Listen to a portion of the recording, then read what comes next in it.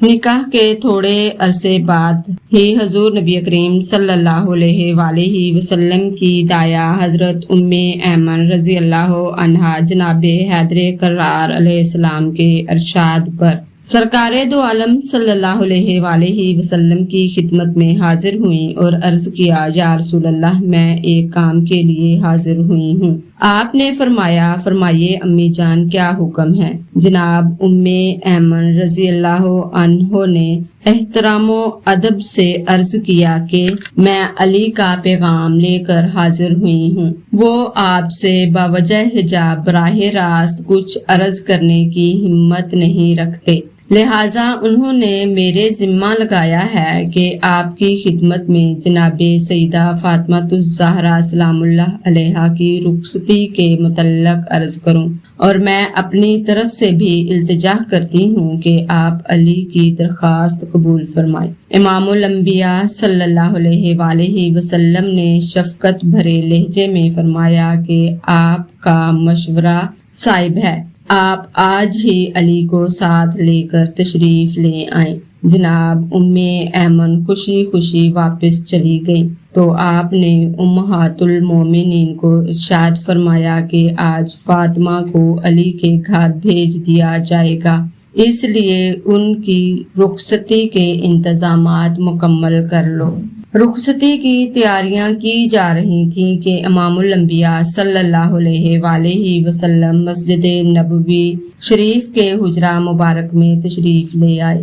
ام المومنین حضرت ام سلمہ رضی اللہ تعالی عنہا نے آپ کی خدمت میں عرض کیا، یا رسول اللہ، فاطمہ الزہرا کی رخصتی کا سامان تو تیار ہو چکا ہے، مگر میرے دل میں ایک خیال بار بار پیدا ہوتا ہے اور مجھے تڑپا کر رکھ دیتا ہے۔ آپ نے فرمایا، ام سلمہ، وہ کون سا خیال ہے؟ ہمیں بھی تو بتاؤ۔ جناب ام سلمہ رضی اللہ تعالی عنہا نے عرض کیا، حضور، میں سوچ رہی ہوں کہ اگر خدیجہ الکبریٰ اس تقریب میں شامل ہوتی تو انہیں کس قدر خوشی حاصل ہوتی۔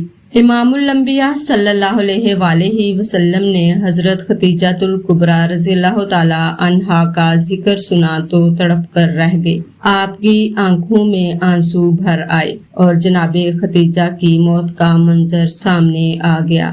آپ کو یوں معلوم ہوا کہ حضرت خدیجہ پر سکرات موت طاری ہے اور وہ آپ کی خدمت میں عرض کر رہی ہے کہ یا رسول اللہ، میری بیٹی کی شادی کا تمام اہتمام آپ خود فرمائیں۔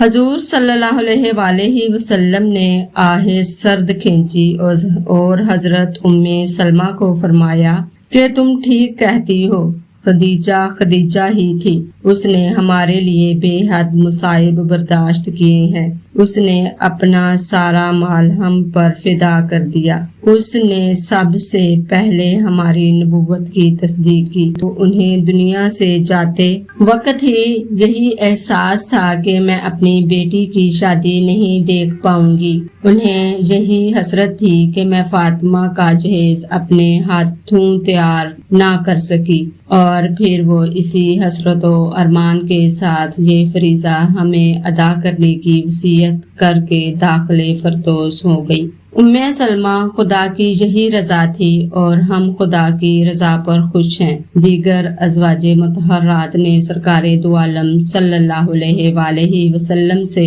حضرت خدیجہ رضی اللہ تعالی عنہا کی تعریف اور ان کے ارمان سنے تو سب کی آنکھوں میں آنسو بھر آئے اور وہ روتے ہوئے کہنے لگی، خدیجہ کا مرتبہ واقعی بلند ہے۔ رخصتی کی تیاری مکمل ہو گئی تو جناب سیدہ فاطمہ الزہرا سلام اللہ علیہا کو ماں کی یاد نے بے قرار کر دیا۔ آپ ایک کونے میں بیٹھ کر چپکے اس قدر روئیں کہ آپ کے دوپٹے کا آنچل بھیگ گیا۔